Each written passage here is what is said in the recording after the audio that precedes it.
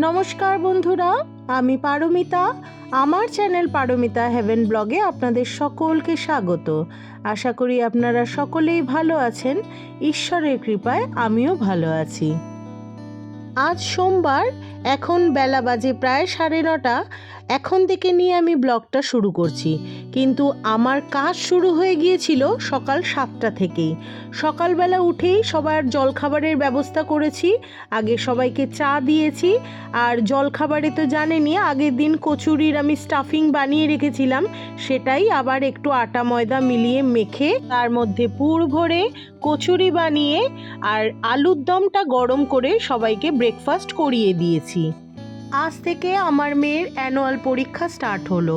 তো শুরুর দিনগুলোতে ও সাধারণত ছোটোখাটো সাবজেক্টগুলো যেমন পিটি, জিকে, সিসিএ, গেমস এই ধরনের সাবজেক্টগুলো থাকে, ড্রয়িংটাও তার মধ্যে। তো সেই জন্য ওগুলো স্কুল আওয়ারেই হয়। তো স্কুলে যেরকম সময় পাঠাই সেরকম সময়ই পাঠাতে হয়েছে আজকেও। তবে বইপত্র কিছু রুটিন ওয়াইজ, যেগুলো ডেলি রুটিন ওয়াইজ আমি বইগুলো দিই, সেগুলো দিতে হয়নি, কারণ আজকে নর্মাল স্কুল তো হবে না, ওই পরীক্ষাগুলোই নেবে। তাই ওকে আগে রেডি করে স্কুলে পাঠিয়ে নিয়েছি, তারপর আমি কাজে হাত দিয়েছি। আর আজ রান্না কিছুই করিনি, সব আগের দিনের যা রান্না ছিল গরম করে দিয়েছি, সবাইকে খাইয়ে দিয়েছি। আর আমি রেডি হয়ে বেরিয়ে গিয়েছিলাম বইমেলায়। আমরা ট্রেনের এই ভিড়টা এড়ানোর জন্য দুপুরবেলা বেরিয়েছিলাম, যে অফিস টাইমে যাব না। দুপুর 2:20 ট্রেনে উঠেছি, কিন্তু তাতেও যা অবস্থা দেখে বুঝতেই পারছেন অফিস টাইমে এই ট্রেনের কি হাল হয়। এসছি এখন শিয়ালদা স্টেশনে, এখান থেকে মেট্রো ধরে যাব এবার বইমেলা। আমি আর বর্ণালী আছি, আর আমাদের পথ গাইড হয়েছে তাপু। আজকে তাপু আমাদের হিরোইন। চলে এসছি এখন শিয়ালদা মেট্রোতে, এখান থেকে যাব এখন করুণাময়ী মেট্রো স্টেশন থেকে একদম সামনে বুক ফেয়ার। তো চলুন আমাদের সাথে, চলতে থাকুন। আজ আমরা 3জনই আসতে পেরেছি, আমি, বর্ণালী আর তাপসী। সোমার কিছু কাজ ছিল যার জন্য ও আসতে পারেনি, আর মান্তুরও কিছু পার্সোনাল প্রবলেম ছিল, এই জন্য ও আসতে পারেনি। তো আমরা 3জন আর কি করব, বাড়িতে থাকতে ভালো লাগছে না। হঠাৎ আগের দিন রাত্রে কথাবার্তা হলো, তো পরের দিনই আমরা বেরিয়ে পড়েছি এই বইমেলার উদ্দেশ্যে। আসলে বইমেলায় যাই না বহু বছর হয়ে গিয়েছে, আর এখন সেইভাবে বইপত্রর সাথে যোগাযোগও নেই, সেই জন্য হয়তো সেরকম টান অনুভব করি না। মিথ্যে বলবো না, আজ এই বইমেলা যাওয়ার কারণটা ধরে নিতে পারেন আমাদের শীতকালে যেমন আমরা আর 5টা জায়গায় ঘুরতে যাই, তেমন ঘুরতে যাওয়ার তো একটা জায়গা চাই। তাই আমরা ঠিক করলাম চল সবাই মিলে বইমেলা ঘুরে আসি। বেশ কয়েক বছর আগেও এই বইমেলায় আসতে হলে আগে বিধাননগর পর্যন্ত যে কোনো শিয়ালদাগামী ট্রেনে আসতে হতো। তারপর স্টেশন থেকে বেরিয়ে, মানে প্ল্যাটফর্ম থেকে বেরিয়ে কিছু অটো পাওয়া যেত যেগুলো সেন্ট্রাল পার্কে যায় বা বিকাশ ভবনে যায়। সেই অটোতে চড়লে এই বইমেলা প্রাঙ্গণে পৌঁছানো যেত। কিন্তু এখন এই মেট্রো স্টেশন হয়ে যাওয়াতে শিয়ালদা থেকে মেট্রো ধরে খুব সহজেই করুণাময়ী নামলেই মেট্রো স্টেশন থেকে জাস্ট নেমেই বইমেলার গেট। এই রুটের মেট্রোগুলোতে টিকিট হিসাবে কিউআর ইউজ হয়। আমরা এখন পৌঁছে গিয়েছি বইমেলার কাছেই, ওই যে দূরে দেখা যাচ্ছে বইমেলার গেট। আর আমরা বইমেলায় প্রবেশ করব এই 7 নম্বর গেট দিয়ে। বইমেলাটা এতটাই বড়, এর আলাদা আলাদা গেট করা আছে, 1 নম্বর, 2 নম্বর, 3 নম্বর করে গেট করা আছে, এবং এক্সিটেরও অনেকগুলো গেট আছে। বইমেলায় প্রবেশের পূর্বে এইভাবে একটা রুটিন চেক করা হচ্ছে, মহিলাদের আলাদা লাইন আর পুরুষদের আলাদা লাইন করে। মহিলাদের মাত্র ব্যাগ চেক করা হচ্ছে, পুরুষদেরটা বলতে পারবো না। তবে আমার মনে হলো এত বড় একটা ইন্টারন্যাশনাল মেলায়, ইন্টারন্যাশনাল বুক ফেয়ার যেটা, সেখানে এই রকম হালকা চেকিং যথেষ্ট নয়। যাই হোক, এই ইন্টারন্যাশনাল বুক ফেয়ার সম্পর্কে আমার যতটা জ্ঞান আছে আমি সেটাই আপনাদের শেয়ার করব। এই ইন্টারন্যাশনাল বুক ফেয়ার আমাদের যে কলকাতায় হয়, এটার আয়োজন স্থল হলো বিধাননগরের সেন্ট্রাল পার্ক। 1976-এ শুরু হওয়া এই বইমেলাটা 1984-এ গিয়ে আন্তর্জাতিক বইমেলার স্বীকৃতি অর্জন করে। বাচিক শিল্পী শ্রী সতীনাথ মুখোপাধ্যায় এবং শ্রী পুলক রায়। এই বইমেলার সময় বিভিন্ন প্রকাশকেরা তাদের নতুন বই প্রকাশ করে থাকেন। আমরাও আজ শ্রদ্ধেয় শ্রী সমরেশ বসুর একটি বই প্রকাশের সাক্ষী হয়ে রইলাম। এই দেশনায়ক সুভাষচন্দ্র নামের বইটি যে প্রকাশ পেল, সুভাষচন্দ্রকে নিয়ে অনেক ধরনের সংকলন হয়, তবে এটাতে 9টা নাটক, অজস্র কবিতা, একাধিক গীতিআলেখ্য, প্রবন্ধ, যেটা বলছিল প্রভাত ফেরির স্লোগান, এরকম বৈচিত্র্যের কোনো সীমা নেই। আমার মনে হয় যে কোনো কারোর কাছে এই বইটা থাকলে তিনি সুভাষচন্দ্রকে নানা দিক থেকে চিনতে পারবেন, জানতে পারবেন, এবং তাকে নিয়ে যদি কিছু কাজ করার ইচ্ছে কেউ প্রকাশ করেন, সেটা নাটকেই হোক, কবিতায় হোক, কবিতা আলেখ্যই হোক। বই ক্রয় বিক্রয়ের সঙ্গে সঙ্গে আয়োজিত হয় বিভিন্ন অনুষ্ঠান, সেমিনার, প্রতিযোগিতা ও গ্রন্থ প্রকাশ অনুষ্ঠান। একটা ইন্টারন্যাশনাল বুক ফেয়ার হবে আর তাতে কোনো ফুড কোর্ট থাকবে না, এটা তো হতেই পারে না।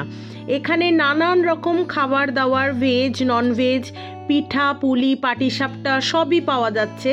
তার সাথে দেখতেই পাচ্ছেন bhetki paturi, fish fry, fish finger, chicken pakora, আর তারও সাথে নানান রকম কম্বো করে খাবার দাবার বিক্রি হচ্ছে।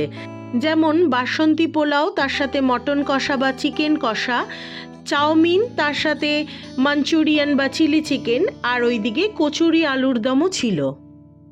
জল পাবেন, চলে আসুন। অনালি খেয়ে বল কেমন।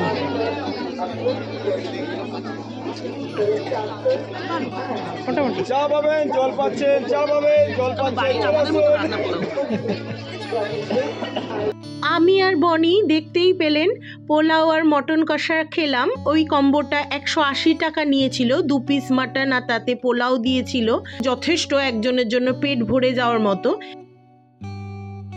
আমরা এখন বইমেলার ফুড কোর্টের কাছে আছি।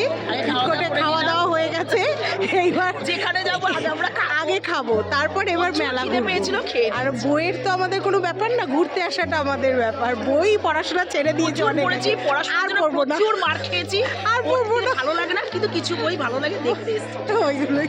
আর ভাগ্যক্রমে আমাদের একজন খুব নামকরা লোকের সাথেও দেখা হয়ে গেছে, সতীনাথ মুখোপাধ্যায়। তো ওনাকেও আজকে দেখতে পেলাম, ভালোই লাগলো। বুক ফেয়ারে আসলে না অনেক লোককে দেখা যায়, মানে যারা সেলিব্রিটি বা যারা এখন বড় বড় সাহিত্যিক, তাদের সঙ্গে বেশ দেখা হয়। যাই হোক, চলুন, অনেক ফাঁকা আজকে, মানডে। হ্যাঁ, আজকে লাস্ট সানডে কোথায়? আজকে তো মানডে। না, লাস্ট সানডে চলে গেছে। হ্যাঁ, তো আজকে ভিড় অনেক কম। এবার আমরা এখানে মেলা ঘুরে ঘুরে দেখবো আর তারপর কিছুক্ষণের মধ্যে বেরিয়ে যাব। এই দেখুন, বলতে বলতে আর একজন সেলিব্রিটির সাথে আমাদের দেখা হয়ে গেল। ইনি বিশিষ্ট থিয়েটার আর্টিস্ট সুজয় প্রসাদ চ্যাটার্জি। এনাকে অনেকেই আমরা আজকাল বাংলা বইতে, মানে আমাদের টলিউড মুভিতে দেখতে পাই। এনার আমার দেখা বেশ কিছু বইয়ের মধ্যে যেটা নাকি খুব নামকরা বই, সেটা হচ্ছে বেলা শেষে। আপনারা অনেকেই দেখেছেন বেলা শেষে, বেলা শুরু, এই দুটো পার্টেই ওনাকে দেখা গিয়েছিল ঋতুপর্ণার হাজবেন্ডের চরিত্রে অভিনয় করতে। এই বইমেলাতেই একটা জায়গায় দেখলাম এই জৈব হাট বলে একটি স্টলও আছে, কিন্তু সামনে দেখলাম যা সবজিপাতি রাখা আছে সেগুলোর সামনে লেখা আছে নট ফর সেল। আমি উদ্দেশ্যটা এনাদের ঠিক বুঝলাম না, তবে মনে হয় এনারা আমাদের সচেতন করতেই এখানে এসেছেন, বা মানুষকে এই জৈব হাটের সঙ্গে পরিচয় করানোর জন্য এসেছেন। অ্যাডভার্টাইজমেন্ট পারপাসেই এই স্টলটা নেওয়া হয়েছে বলে আমার মনে হলো।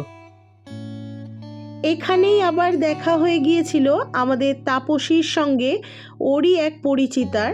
তো সেখানেই ওরা গল্প জুড়ে দিয়েছে। আমি তেমনভাবে এনাকে চিনি না বলে আমি ঠিক কথা বলতে স্বাচ্ছন্দ্য বোধ করছিলাম না। আমি সামনেরই একটা ব্যাগের দোকানে একটু ব্যাগ আর একটা গয়নার দোকানে কিছু গয়না দেখতে লেগে গিয়েছিলাম। এই বুক ফেয়ারে সকলেই যে স্টল নিয়ে বই বিক্রি করছে তা নয়, কিছু এই রকম সাহিত্যের ফেরিওয়ালাও নিজের বই হাতে ধরে দাঁড়িয়ে থেকে বিক্রি করছিলেন। কি কারাগার ঘোর, ভাঙ ভাঙ ভাঙ কারা, আঘাতে আঘাত কর, ওরে আজ কি গান গেয়েছে পাখি, এসেছে রবির কর। নমস্কার। রাজনীতি হবে ভীষণ জব্দ। আমি চাই হিন্দু নেতার সালমা খাতুন পুত্রবধূ। আমি চাই ধর্ম বলতে মানুষ বুঝবে, মানুষ শুধু।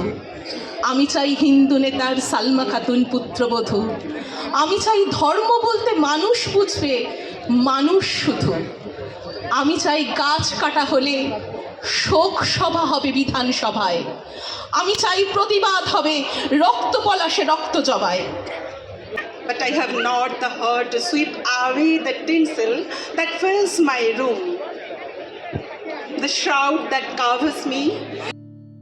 বইমেলা প্রাঙ্গণের যে মুক্ত মঞ্চটা, যেখানে নাকি বিভিন্ন প্রকাশকেরা বই প্রকাশ করেন, নানান রকম গান, নাচ, অনুষ্ঠান, কবিতা পাঠ অনুষ্ঠিত হয়, সেখানেই দাঁড়িয়ে বেশ খানিকক্ষণ এই কবিতা পাঠগুলো শুনলাম। সত্যি এত মুগ্ধকর একটা পরিবেশ। কত বছর এই বইমেলায় আসি না, এই বইমেলার সাথে কত নস্টালজিয়া জড়িয়ে আছে। শত সহস্র মানুষের আবেগ, আশা, অনুভূতি, স্বপ্ন, ভালোবাসা এই বইমেলাকে ঘিরে রয়েছে। কলকাতার সাংস্কৃতিক ইতিহাসে এই মেলা একটি বিশিষ্ট স্থানের অধিকারী। বর্তমানে এই বইমেলাকে বাঙালির চতুর্দশ পার্বণ বলে অভিহিত করা হয়। আমাদেরও এইবার ফেরার সময় চলে এসেছে। আমরা বইমেলার বাইরে বেরিয়ে এসেছি। এখানেই খানিকক্ষণ বসে থেকেছিলাম এই বইমেলার গেটের সামনে, আর তারপর একটু চা খেয়ে নিজের বাড়ি ফেরার পথ ধরে চলতে শুরু করি। আজকের ব্লগটা আমি এখানেই শেষ করলাম। কেমন লাগলো অবশ্যই তা কমেন্ট করে জানাবেন, আর যদি ভালো লাগে প্লিজ একটা লাইক করে দেবেন। আর যদি চান আমার চ্যানেলের পাশে থাকতে, আমার সাথে থাকতে, তাহলে অবশ্যই আমার চ্যানেলটিকে একটা সাবস্ক্রাইব করে দেবেন। বেল আইকনটা প্রেস করতে ভুলবেন না, তাতে আমি যখন নেক্সট ব্লগ আপলোড করব সর্বপ্রথম আপনার কাছেই নোটিফিকেশান পৌঁছে যাবে। আজ তাহলে আসি, আবার দেখা হবে আগামীকাল একটি নতুন ব্লগ নিয়ে। ভালো থাকবেন, পরিবারের সকলকে ভালো রাখবেন। টাটা।